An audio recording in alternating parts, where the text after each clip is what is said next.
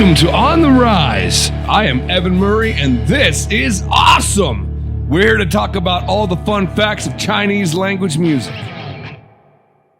With me today is the lead singer from a band called Dharma. They're based in Taiwan. Joe, please introduce yourself and tell me a little bit about your band and what's going on. Hey, thanks, Evan. Yeah, my name is Joe Henley. I'm originally from Saskatoon, Saskatchewan, Canada, but I've been living in Taiwan since 2005, so 17 years now. And my band, like you say, it's Dharma. It's a Buddhist death metal band, and we take Buddhist sutras and mantras and set them to death metal music because that's apparently a thing now. Yeah, apparently it is a thing now, and you're the one doing that thing. So this is kind of interesting. What's been going on recently? Let's talk about what's been going on just in the recent future, because I saw some news, and I'll let you tell me about it, and then we'll talk about that for a bit.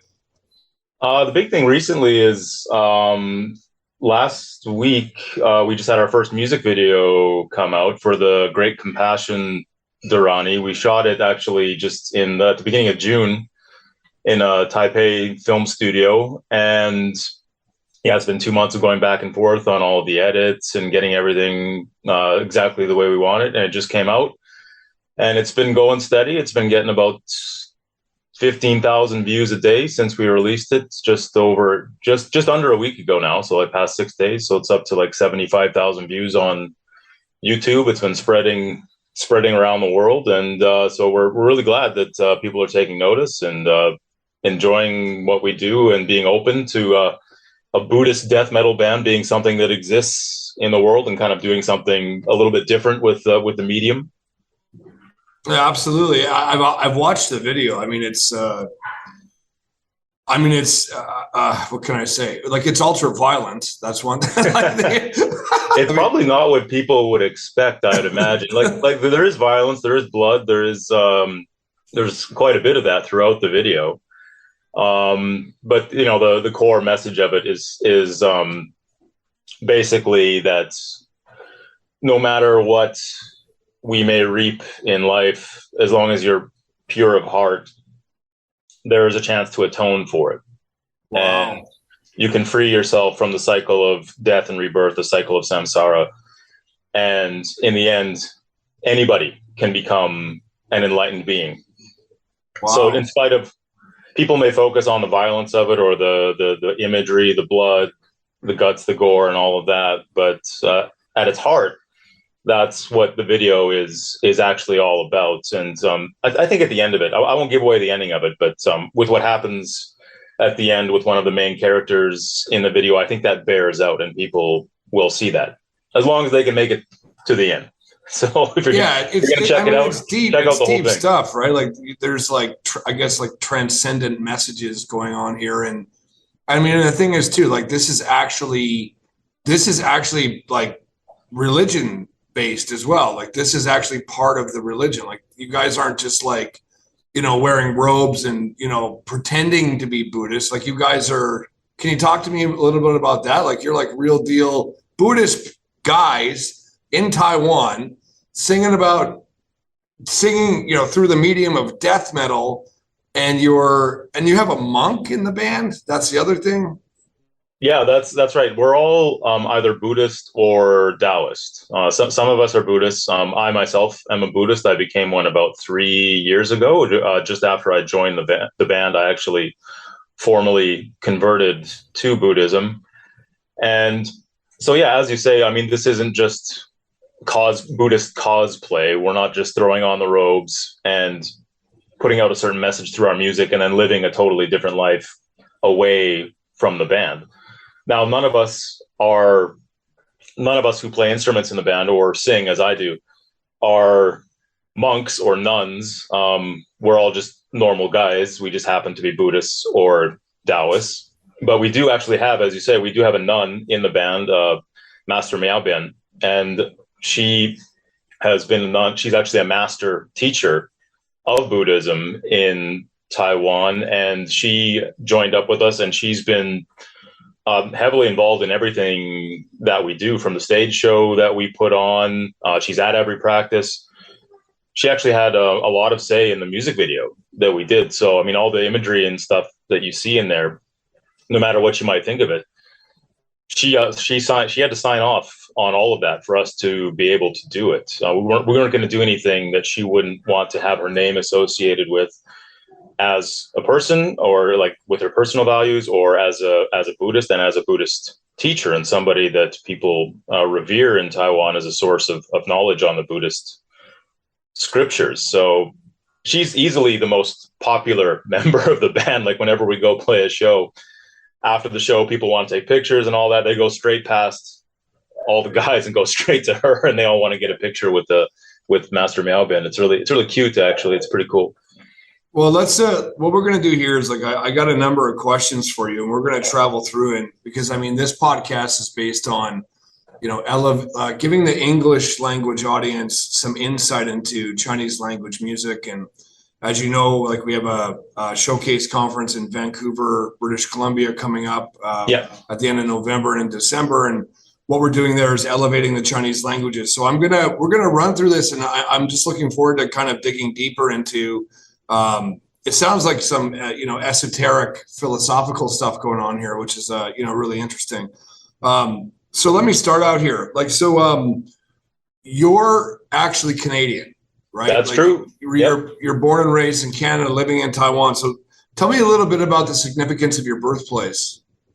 Yeah, I'm from Saskatoon. So if anybody in Canada is listening to this, they probably know where it is. Everybody else probably not Might so know. much. Yeah. No. They might know Saskatchewan, which is a province, because it's a goofy sounding name, and people, they might have heard it on TV or something when people are saying things that sound funny. But no, it's central Canada. It's flat. It's farms. It's not very many people. The whole province is about 1 million people, which, is not even half of the population of Taipei City, where I live now. Saskatoon, it's like the big city where I'm from, but it's 250,000 people. It's got a real kind of small town vibe to it. You're never more than like 2 or 3 people removed from kind of everybody else. It's not even like 6 degrees of separation. It's like 2 or 3 degrees of separation from like everybody like in your age group. And it was a great place to grow up. I mean, it's very picturesque. It's very kind of idyllic. But, I always love to explore and experience new things. And I knew by the time I had finished university that I wanted to get out and see the world and see something different, kind of have an adventure. So that led me to Taiwan, and then I started playing in bands here, and my writing career started here. And I've just been here kind of living those dual kind of dreams ever since 2005.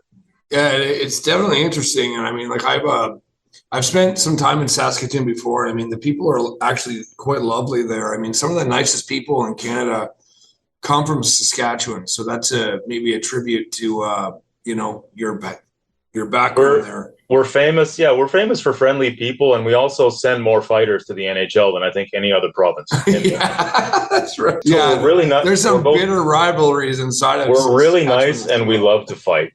Right.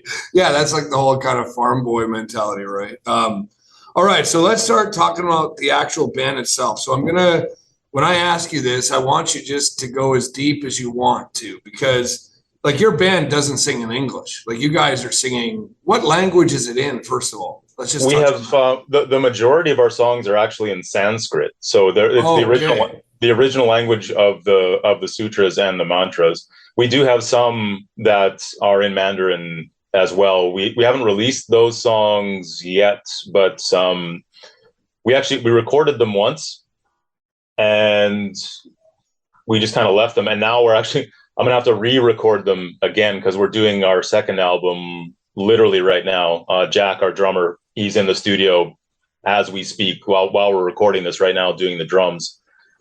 And in a couple of weeks, I'm gonna have to get in there and record these songs. So at least 2 of them are going to be in Mandarin. Are you doing translations with the Sanskrit though? Like for your video, is there like English?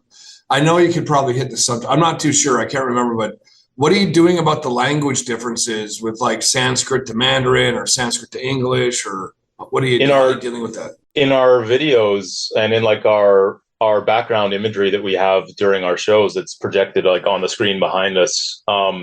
We have the Sanskrit, the actual written Sanskrit on the screen, and then we have the like written out in English as well, so people can read it Right. and try to pronounce it, just so they know what I'm saying. Because as is the case with death metal, you can't always tell what the singer is actually singing.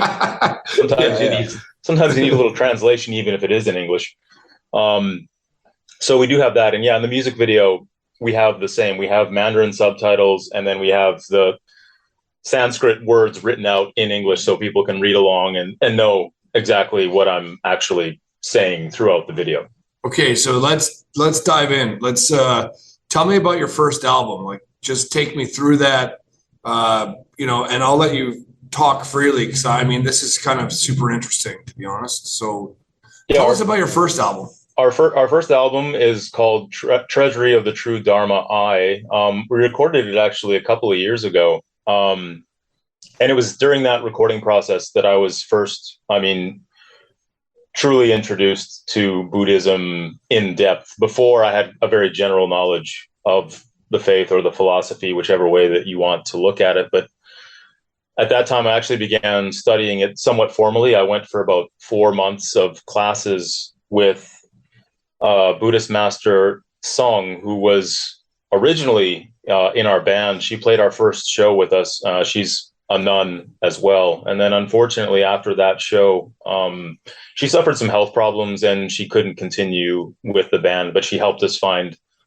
someone else, Master Miaobian, who would continue in her role in Dharma.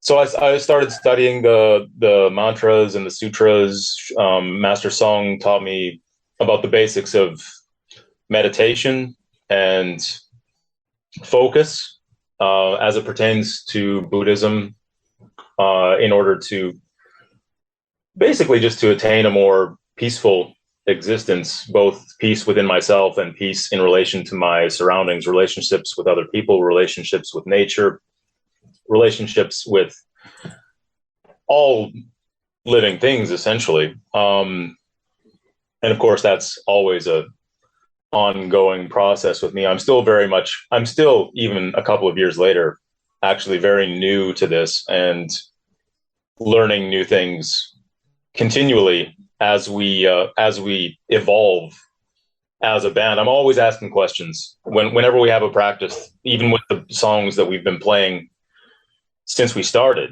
songs off the first album. I'm still asking Master Miaobian or even Jack, because Jack has been a Buddhist since he was a boy.